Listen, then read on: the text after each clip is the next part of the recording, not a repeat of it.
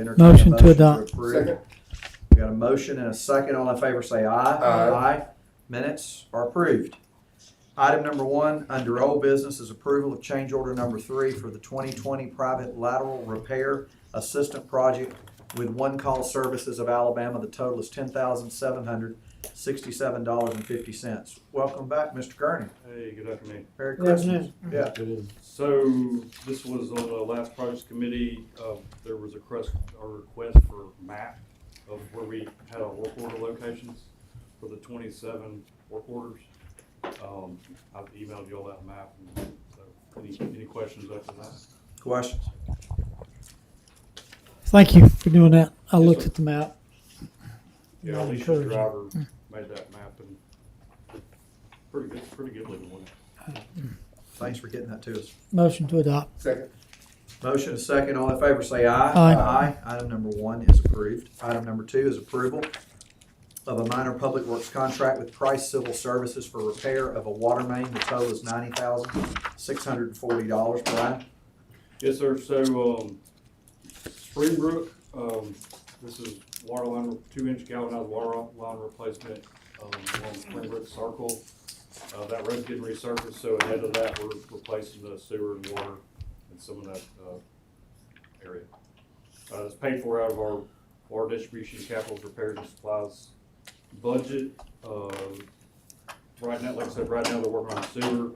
This is what Price Civil Services is doing the sewer. That's through a different contract. This minor public works contract is oil water. They'll probably wrap up the sewer right before Christmas, take a Christmas break. The roads will be open and patched, and then they'll come back in January and do the water. So what's the total for the water? Sorry, what? What's the total for the water? 90,640. So moved. Motion is second. All in favor say aye. Aye. Motion, or item is approved, item number 2. Item number 3 is approval of a right-of-way use permit for Lake Island Estates for Emerald's Edge subdivision. Mike? Yes, sir. So this is a new development up on Lake Tuscaloosa. It's north of Sexton's Bend Road. And they're going to have some amenities that'll be in the right-of-way. They have a decorative entrance, gate facade, and they also will have some lighting. Additionally, the stop signs, speed limit signs that are within the neighborhood, they want to use a decorative post in lieu of the city's standard U-channel post. So all of those things will be owned and maintained by the HOA. This is a rough location of the property north of Sexton's Bend Road. The road network that you see there is the development plan. You can't see the lots that associated with it, but it's a fairly large development, a little over 300 acres. Here's the entryway coming off Sexton Bend Road, the walls and the entryway there. That's a visual looking at it from the front. And this is some of the signs they'll be using, which are non-standard street signs, but we do allow them. They're just the owners to maintain and replace when they're damaged or when they're at the end of their life cycle. Questions? So the question is on black square TV. I'm good. Motion. Second. Got a motion and a second. All in favor say aye. Aye. Item number 3 is approved. Item number 4 is approval of a revised work authorization agreement with AT&T for the University Boulevard East roadway improvements. The total is not to exceed $14,000. Clint? Hey, yes sir. Good afternoon, everybody. Good afternoon. Yes sir. So this same item came before y'all. It was probably about 2 years ago. Tyler Vodovich, he was the project manager at the time, but he brought this before y'all. It's an agreement with AT&T for them to do their design work to convert their lines to underground. And so since then, that first agreement has expired, and so they've asked us to revise it. And so this is what this item is. Why wasn't it done up until now? Why was the, Been sitting undone 2 years? yes, sir, it's been sitting undone. Just the design process has been delayed. We had to go through, submit environmental documentation over the summer. That kind of delayed a lot of stuff, so we're wrapping up on the design now, and so this is what they're asking for to finish that up. So to Councilman Busby's question though, we're on schedule to get something done now. Yes, right? Okay. Other questions? That's good. So moved. Second. Moving and seconded, all in favor say aye. Aye. Item number 4 is approved. Item number 5, approval to begin right-of-way acquisition for the University Boulevard East Roadway Improvement Project. Clint? Yes, sir. So this one, again, yep, we're seeking approval to begin the right-of-way acquisition phase. We went back and forth with AlDOT and FHWA last month or so. Finally got all that straightened up, and so we are ready to begin this, and we'll knock this one out. So, yes, sir, that's where we're at. Give us some idea of what the expected acquisition magnitude is for this. The magnitude, as in like the cost. What cost, and I mean, are we acquiring 4 miles of right of way or half mile? Do we know what rough cost we're into? So the last cost estimate we put together, total, it can vary. It's going to depend on what the appraisers come back at. Based off tax documentation, it's kind of hard to say, but right now we're at about 1.5 million total for the right-of-way acquisition phase. Is Tom over there behind you? Yes, sir. Now, what kind of time frame would you associate with that? Once our appraisers begin sending out their letters to make contact with these individuals, it's gonna take them about 60 days to complete what they need to do. So 3 or 4 months, maybe? We hope not that long. That's why we retain 2 appraisers to try to expedite the process. I don't have any other questions. So moved. Second. Moved and seconded, all in favor say aye. Aye. Item number 5 is approved. Item number 6, authorization to execute appraisal service contracts with the appraisal and consultant group and Valbridge property appraisers for property appraisals and commercial valuation services for review of appraisals regarding the University Boulevard East Improvements Project. Yes, sir. Good segue to this one, Tom. Good afternoon. Good afternoon. This is Lot in of words conjunction with the last item on the agenda. This is to place our appraisers. We have 2 of them, and we have 1 review appraiser because this is a project that requires us to adhere to federal procurement practices, and we are hopeful to get them under contract by the end of the week. That's not what was next. Right here on the agenda. Oh, there's no supporting on. No supporting No, I documentation. was looking for one.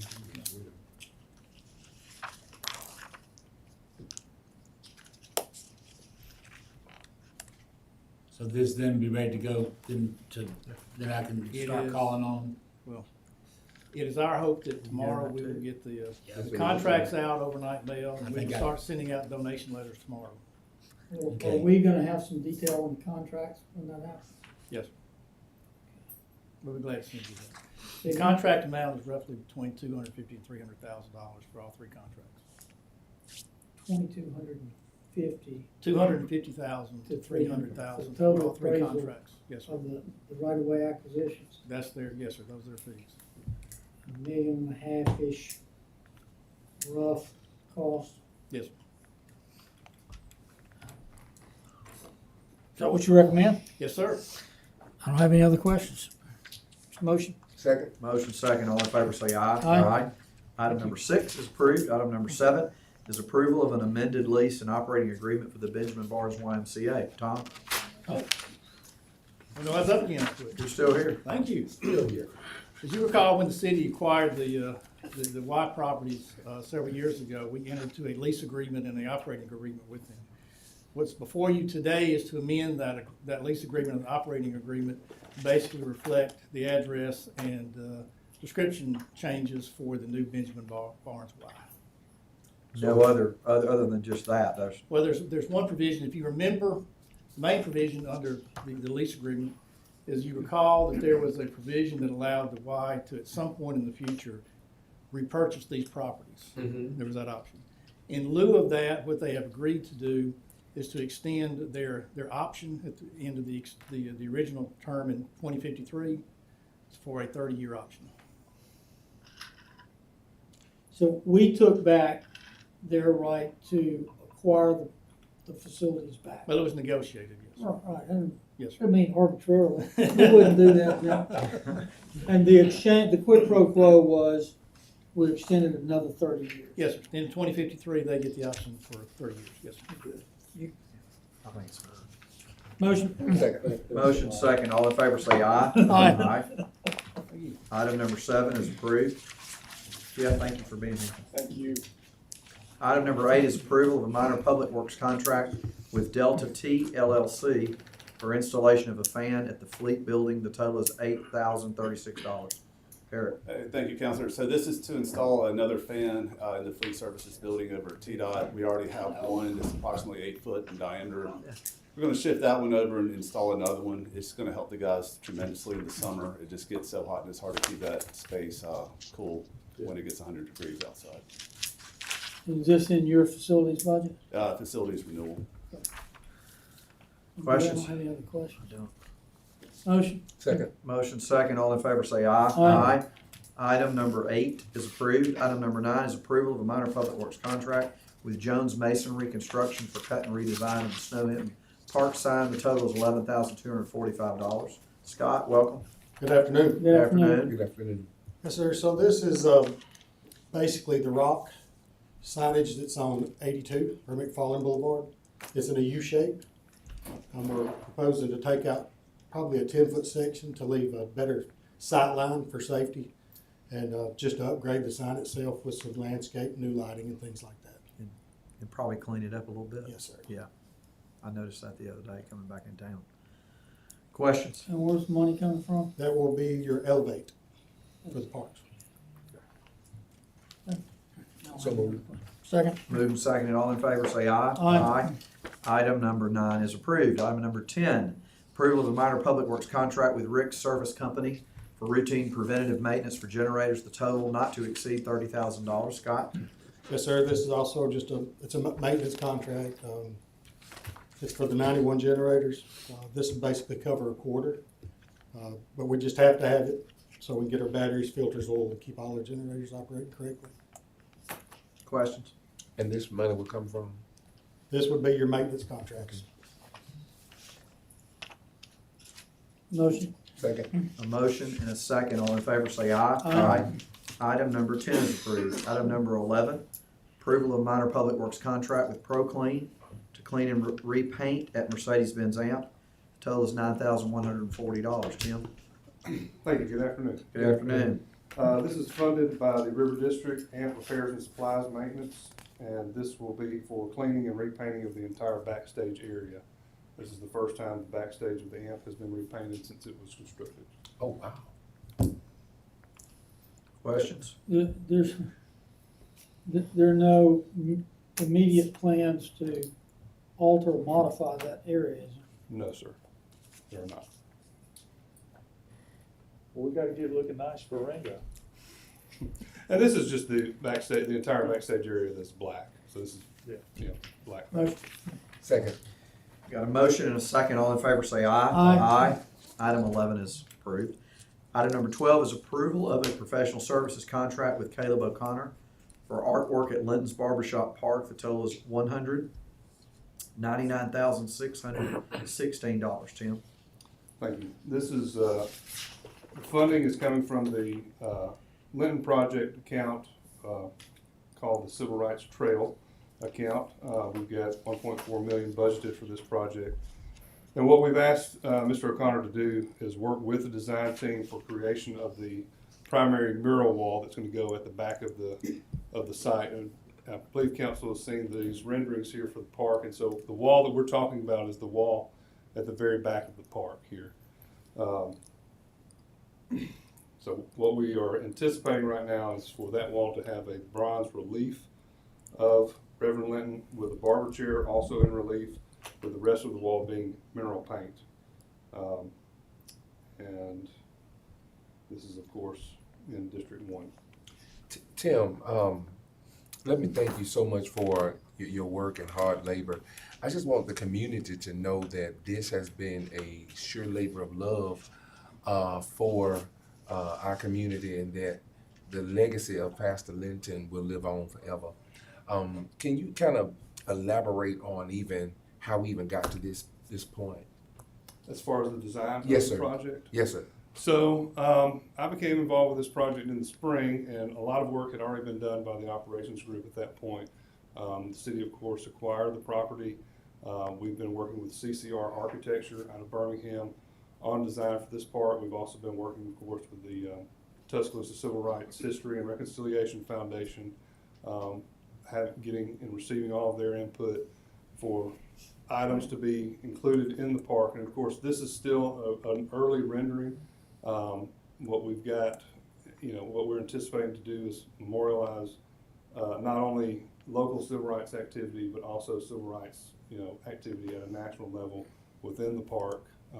And we are entering now, more final design period. And so we're asking for this contract with Caleb O'Connor so that we can work with him and the design team on how this wall is designed and ultimately constructed by the GC once we go to bid. Because the reason I ask that is because I want people to know that, first of all, that the city is working diligently to preserve the legacy and the heritage of Pastor Linton. And number two, that the Civil Rights Foundation, that you all have worked with them and that they came up with this after working with the staff. Yes. And then it comes to council. I just want to make that publicly known. Yes. So that no one will feel that the council or the mayor has done anything to kind of negatively impact the legacy of Pastor Linton. Yes, sir. And I want to add, because I initially had some sharp questions, but that related to the proportion that we expend on artwork for some of these element projects. The case with this project is the project is actually the artwork. So I don't have any reservations about the amount we're putting towards that. Any other questions? Second. Any other questions? Hey, before we go from this, Tim, what is probably the total budget for this project now? The total budget is 1.4, so we're not adding to that budget. We're using what's in that budget currently for this work. And approved. Yeah, that's good. All right, got a motion second. All in favor say aye. Aye.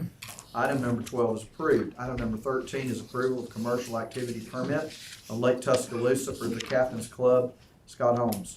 Good afternoon, Council. I will, Good afternoon. I'll give you a little bit of background on this and give you probably the boring lawyer portion first, before I turn it over to Mr. Thomas and Mr. Turner to give you the sexy part of this.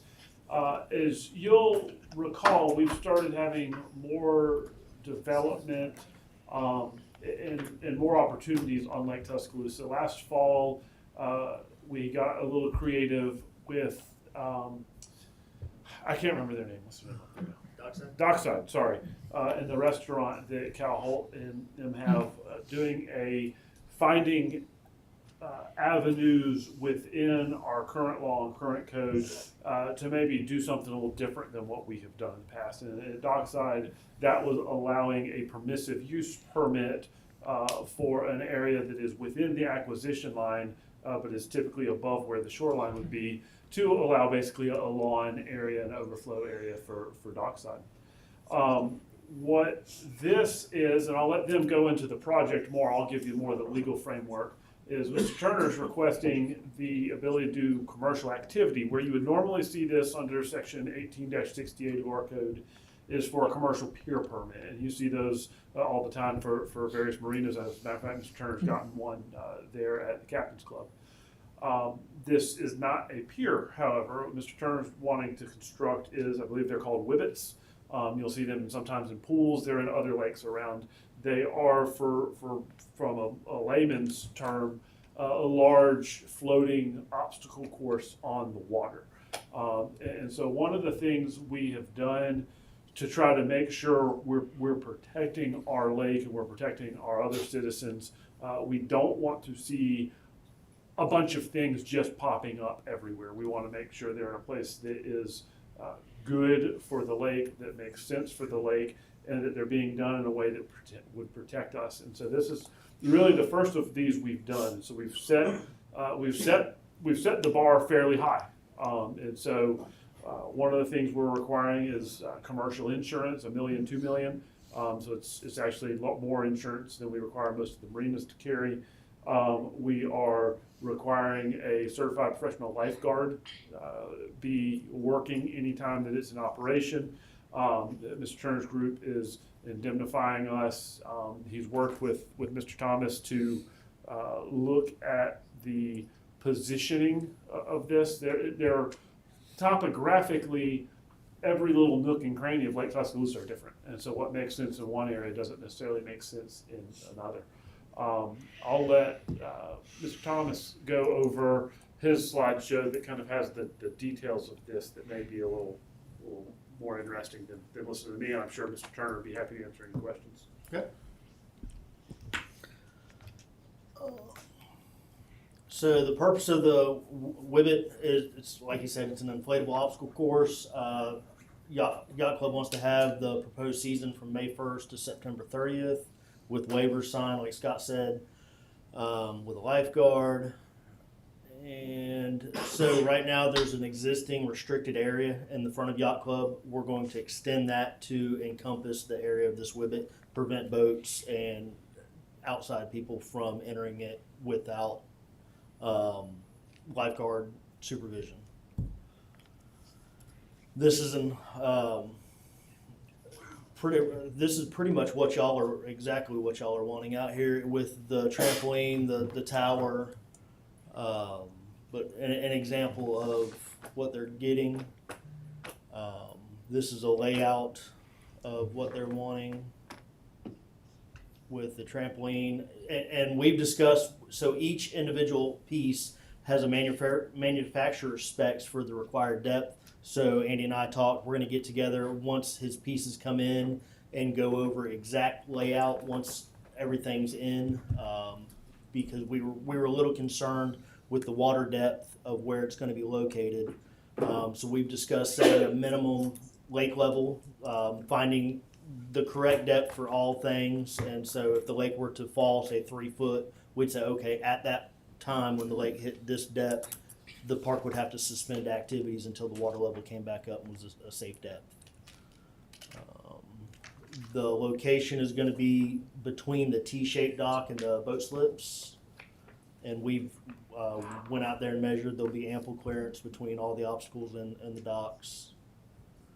And then this is just detailed information on each individual piece that he's wanting.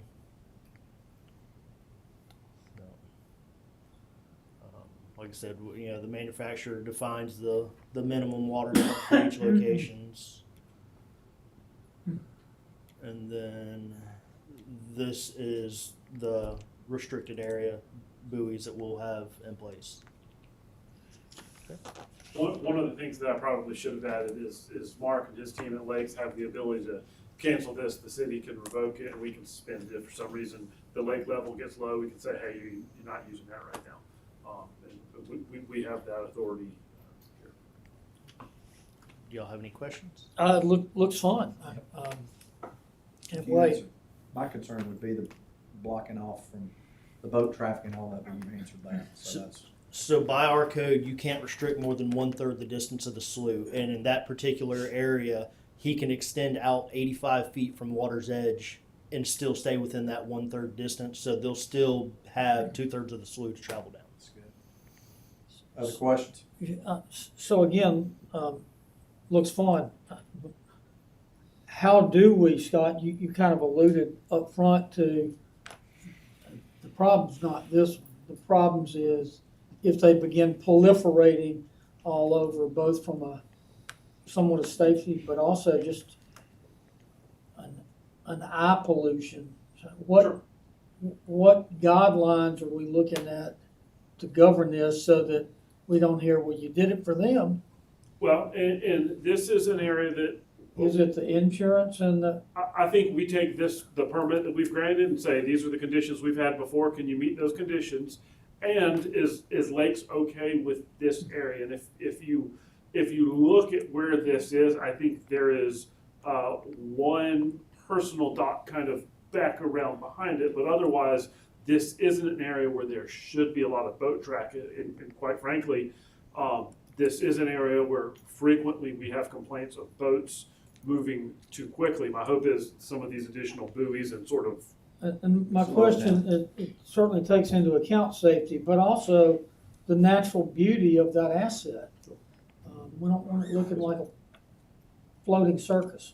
Yes, sir. I think this is a high bar, and I think this council, listening to staff and holding anybody, should anybody come forward with another project like this, and saying no. We'll get there.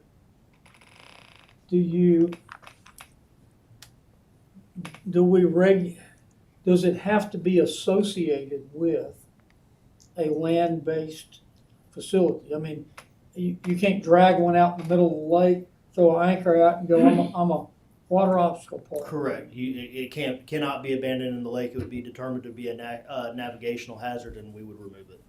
Or even not abandoned, but anchored in the lake. I mean, do you have to have ownership of something associated with it rather than drag it out into the public area?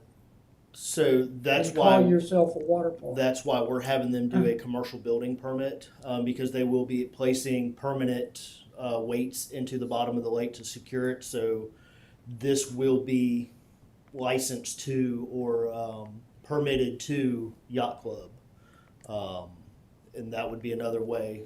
If something were to show up in the lake, this is a permitted structure. Anything to just show up would be an unpermitted structure. The Captain's Club. To the Captain's Club. I will say that one of the requirements is that we approve the materials and they be commercial quality products. I think this is probably about a $75,000 investment for these floats. It's not something your average person could easily do. I don't have any other Questions would entertain a motion. So moved. Second. Moved and seconded, all in favor say aye. Aye. Item number 13 is approved. Item number 14 is a presentation of the Lake Bathymetric Survey. Brian? Okay, so I've got a quick 45-minute presentation to talk about I the hope lake. you're not looking for any money for I it. know y'all. It's only 11:20 according to the clock, that's pitiful. Nah, I was kidding.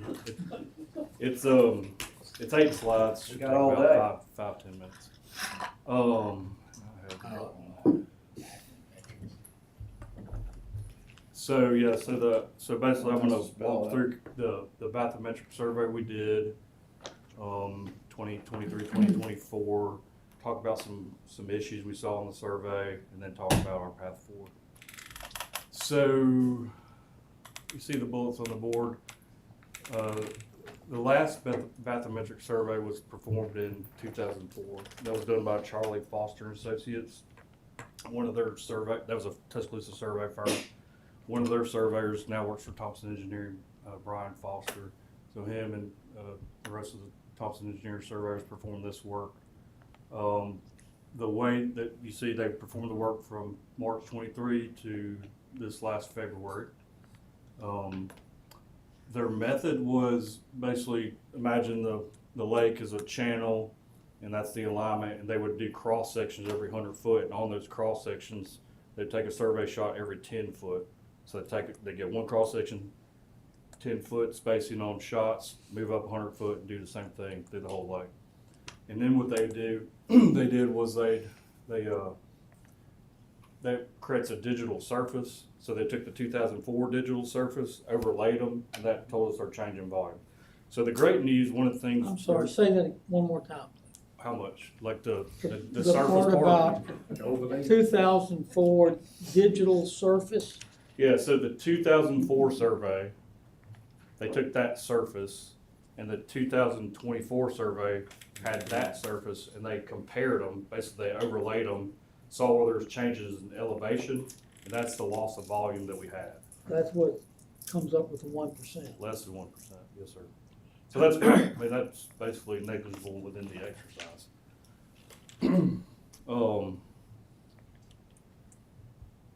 So in bathymetric, like the etymology on bathymetric, I was like, well, that means you're measuring the bath, right? Looking forward I to was like, that talking makes about I don't know. etymology. Etymology We've had or that in this- bathymetrics. In this committee, I'm looking forward to your Yeah, description the of that. etymology, if you're wondering, is Entomology or entomology? it's close. etymology, right? Okay. Baths He's going down a equals bad path, deep. this will be fun. Greek baths equals deep, and metric equals measure. So deep measure. Is this Saturday Night Live? Wow. Is this Mr. Rogers' neighborhood? Anyway, but it's basically allows us So deep measure is what bathymetric. deep measure, or we're creating a map of the bottom of the lake. Anyone still watching on Facebook? Like we were researching it, the Egyptians were the first people that came up 3,000 years ago. We're doing the same thing. Look at Did us. they do, how did they do a bathymetric study back then? Did you do some Same way, research? boat and What pay GPS. grades he on, man? A boat? Oh, Wow. Did they have boats back in Egypt? I guess they did then. anyway, okay, moving on. Yeah, they're swimming out. True. So I'm gonna walk over here for this. This is kind of an example. This is an example of the deliverable we got. So this is sheet 24. We got 37 pages of this. This is the survey process. This is the Tierce Patton Farm Road Bridge right here, blue to the lake. And so the red spots are they're hot spots showing where there's change in elevation. Red means 6 foot, yellow's 3 foot, green's 2. And the change in elevation is up. Upward, so that's showing us where there's Like more sediment. more pockets. So sediment. like, let me show you. This is cool too. Like, these black lines. These are the contours that they mapped out on the bottom surface. So this is North River, right? This is before the lake. This is the channel, the North River channel. You can see coming through. So we got the map of all that, which is pretty Wow. cool. And then this is a way we like read this is so. Again, Tierce Patton Bridge, and you can see the area the water's traveling through is really, it's narrowing up. That's So you can imagine the water here is kind of eddying out, sweeping out, and, slowing down, losing energy. So the sediments deposit, so that lines up and then the sediments deposit Right right before you go under that bridge in a boat, right? Brian, There's- is there anything out here one day we're gonna have to dredge up or clean up? Yeah, I'm getting to that. Okay. Not right here necessarily. The trouble spots we saw that we want to talk about are Treasure Island, north part of the lake, and Carroll's Creek. So let me move on from that.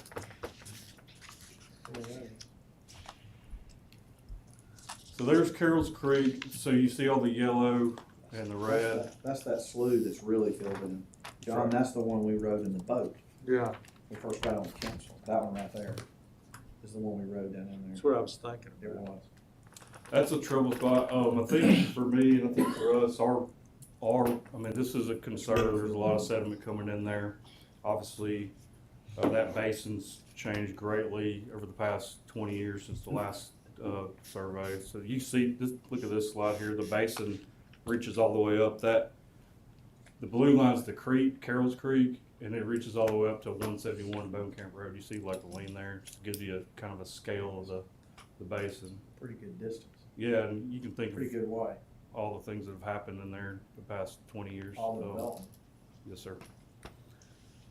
But there's naturally occurring sediment too, and so that wasn't, we didn't necessarily investigate source on this, but just changing elevation so you can come to your own conclusions on that. This is Lake Tuscaloosa, Treasure Island area. Pretty bad up there. Pretty bad up there, but this is where you can see this on the surface. Yeah, there's stuff in the middle of the lake. So, to orient everybody, this is North River. The red again is meaning we've got 6 foot more of changing on the surface. North River, this is the Treasure Island. This is the point. So the North River is coming around this curve, and Turkey Creek's also coming in right here. So you got a confluence there that's.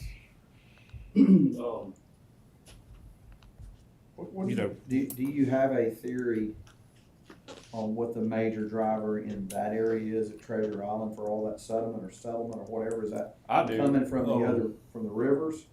Because there's not a ton of development up there. Right, so there's a 2011 sedimentation study performed, and so that has answers for this basin here. And one of the takeaways from that study was that they had a sediment loading from the 1970s, and it was, I got the note here, it was, I'm gonna get this right, roughly 300 tons per square mile. That's how they measured the sedimentation loading coming into the lake. So in the 1970s was that. In 2011, when they did it, it was 360. There was also 2010, they got 350, 2011, they got 230. So that tells me that that's just kind of the baseline natural sedimentation coming in up there. It's going to be impacted by, land use and rainfall. But like you said, we pulled the land use maps for the North River Basin, not the southern part of the lake, the North River Basin. And the land use in there is, like you said, is largely unchanged. I don't know that it's entirely land use. I'm not that familiar with it, but friends of mine who are tell me the creation of wake, particularly by jet skis, is The wake boats. Wake boats. It's the skiing where they're right behind the boat riding on the wake. But that's washing out the shoreline where there's an embankment. But that's not the case in this area. Okay. The wake boats and stuff haven't been a problem on Lake Tuscaloosa prior to this. I mean, this has been filling in, since I've been part of the lakes. This area here is a lot narrower, and it doesn't see a lot of wake boat traffic. And down on the south end of the lake, absolutely. Okay, and do we regulate that? Do we take any role in, could that be reevaluated? Yes, sir. And is that, to the councilman's point, because I know I've asked a lot of questions about this, make sure I say this right. What role does the state of Alabama have in our lake as far as if you were going to change some rules? Does that not have to be a state bill to do part of that? It has to go through the legislative process. Yes. To do that, right? Yes, some pieces are easier to change than others. Right. So there's some parts of it that we can change within code, and there's some parts have to go through the state level. Through a local bill, basically, right? And I know that is, he's right, because that's around by the sailing club and all that whole area where he was talking about right there. Yeah, Sailing Club is just south, yeah, bottom of the screen. You've been up there? Not in 20, 30 years. It's a beautiful part of the lake. It's just, but there's not a lot of there's not a lot of new homes up there. Like there's some, but it's not. It's probably not bigger lots. Who is responsible for taking the stuff in this bathymetric survey and making recommendations to us about we're not heading towards a problem, or we are heading towards a problem. The problem is this, it's this far out, and these are the remedial and preventive actions that we need to get on the table and start discussing. Ultimately, Ms. Michael will make those recommendations to me, which will be part of a capital budget recommendation coming up this spring. And I suspect, just from our cursory discussions, we want to get on a timetable of some annual dredging contracts. One of the debates we've been having internally is, should we create our own dredging crew or should we contract it out? This data now tells us we don't need our own dredging crew. To start that crew, to do that it'd be really expensive. We can get more, we can be now strategic in our dredging. And so we think probably contracting is going to be the way to go. They've forgotten more about this than I know, but I think that will be, the recommendations coming out of there will be geared in that direction. And Brian and Kimberly, please jump in and correct me if I'm And that wrong. was, you've seen us do similar type studies where we have overall, within water and sewer, where we're trying to get like master plans and things like that. This is another this is the start of guiding us to another master plan so that we can start properly maintaining the lakes as an asset, just like we do with other water and sewer, infrastructure. And so we do, and so that's what we're using this to guide us to start planning for maintenance dredging, routine dredging, just for the health of the lake. And so for us, we're looking at this as part of our drinking water treatment processes. So when we say the health of the lake, it's the health of the volume, the quality of the water and those type of things. That's what we're looking for. And also navigational hazards and things like that as well. But the bathymetric study for us is more about the quality of the lake, the health of the lake, the volume, the sustainability, things like that. And the visual natural beauty. Yes. All right, well, I'm glad to hear that, and I hope y'all will keep us posted on what's going on there. Cause I'm not up there, I don't see this stuff. I got a crew I go eat lunch with, they beat me up every time we go to lunch. When we started talking about this a couple of years ago, and then the council, I know we all talked about doing this. We worked on getting a study funded to be able to do this, because you can't kind of know what, you can see some obvious things. The good news is the obvious things we know, right? We already knew Carroll's Creek was filling in. You get in a boat and go up there. We already knew Treasure Island was filling in because you've got some parts in the middle of the lake that you've got things growing. I mean, I hadn't been up there lately, but there's around that curve, there's stuff in the middle of the lake. So you're losing stuff there. But some of the other, I think I was worried about maybe some of the other places had it gotten worse than we thought. That's the good news, but we've got to try to start looking at the problem and dealing with it on a yearly basis. Sure. And so some of the things we've touched on, this is my closing slide. Like you said, I think this bathymetric survey is another data point. We had the 2004 survey. We need to keep doing these more frequent so we see how things are trending, and see these locations, how, like you're saying, where we need to target our funds. What would be your recommendation of yearly? Sorry, what? What would be your recommendation on the timeline to get this checked? 5 to 15 or 5 to 10 years, somewhere in that range. We need to be running one of these. And I think the technology is really going to start, if it hadn't already, where it's going to be maybe quicker and easier to perform this. Absolutely. A lot different. True. Chief, your new drones do depth determination? People that they ran on. Our drones do a lot of things, I can't. No, I'm not, they do. Yeah, they can't go through the water right Put a now. package on it. One buy one that does, and we can fly it, though, I'll tell you that. We are working with the TPD drone division, and we're basically surveying the lake to get like a baseline for like localized issues, because the bathymetric survey is not going to tell us that. But we'll have baseline aerial, baseline elevation data above the surface of the water, and so if we're worried, if somebody's complaining about something changing, like a shoreline changing, we can then investigate from there. Basically, just baseline data and continuing monitoring. Another short-term thing, like we talked about, is trying to get some package with dredging.